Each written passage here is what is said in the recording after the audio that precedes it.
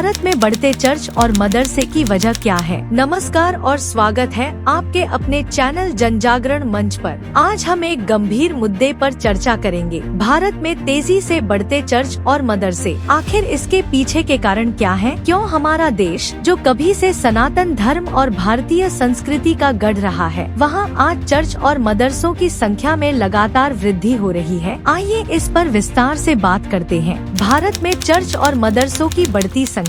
सबसे पहले हमें यह समझना होगा कि भारत में चर्च और मदरसों की संख्या में इतनी वृद्धि क्यों हो रही है। आंकड़ों पर नजर डालें तो पिछले कुछ दशकों में इन धार्मिक संस्थानों की संख्या में भारी इजाफा हुआ है, विशेष रूप से ग्रामीण और आदिवासी क्षेत्रों में। जहां पहले चर्चों की संख्या सीमित थी, वहां आज चर्च बड़ी संख्या में उभर रहे हैं। मदरसों का विस्तार भी शिक्षा और धर्म के नाम पर हो रहा है, जो कई बार कट्टरपंथ को बढ़ावा देने का माध्यम भी बनता है। विदेशी फंडिंग और धर्मांतरण, इसका एक मुख्य कारण है विदेशी फंडिंग। चर्च और मदरसों को विदेशों से भारी मात्रा में धन मिलता है, जिसका उपयोग वे शिक्षा, स्वास्थ्य सेवाएं और गरीबों की मदद के नाम पर करते हैं। परंतु इसके पीछे का असली उद्देश्य है धर्मांतरण। विशेषकर चर्च गरीब और कमजोर वर्गों को लक्षित करते हैं, उन्हें शिक्षा और आर्थिक सहायता का लालच देकर उनका धर्म परिवर्तन करवाते हैं। इसी तरह मदरसों के माध्यम से कट्टर इस्लामी शिक्षा का प्रचार होता है, जो कभी कभी सामुदायिक वैमनस्य और समाज में अलगाव को बढ़ावा देता है। सरकार की उदासीनता और कानून की कमी।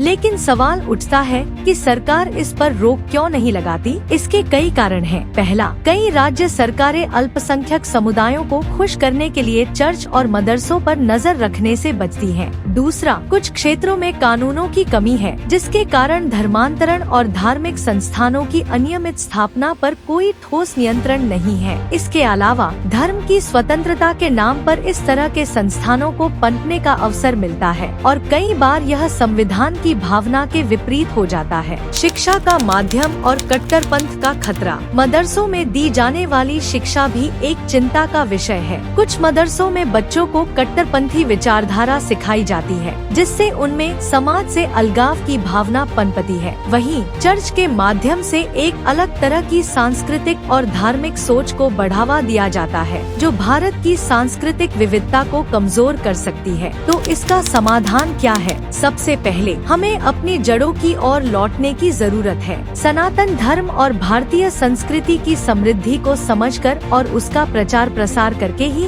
हम अपने समाज को इस विदेशी प्रभाव से बचा सकते हैं। इसके साथ ही सरकार को भी सख्त कानून बनाने चाहिए, ताकि धर्मांतरण और विदेशी फंडिंग के माध्यम से धर्म के नाम पर हो रही गतिविधियों पर नियंत्रण रखा जा सके। शिक्षा का सुधार भी आवश्यक है। एक समावेशी और संतुलित शिक्षा प्रणाली ही बच्चों को सही दिशा में ले जा सकती है, चाहे वह किसी भी धर्म के हों। तो मित्रों, यह हमारे सामने एक बड़ी चुनौती है। हमें जागरूक रहना होगा और अपनी संस्कृति और धर्म को बचाने के लिए संगठित होना होगा। चर्च और मदरसों की बढ़ती संख्या को रोकने के लिए हमें सामाजिक और सरकारी स्तर पर प्रयास करने होंगे। अगर आपको यह वीडियो जानकारी पूर्ण लगा हो तो कृपया इसे लाइक करें, शेयर करें और हमारे चैनल जनजागरण मंच को सब्सक्राइब करें। हम फिर मिलेंगे एक नए मुद्दे के साथ। धन्यवाद।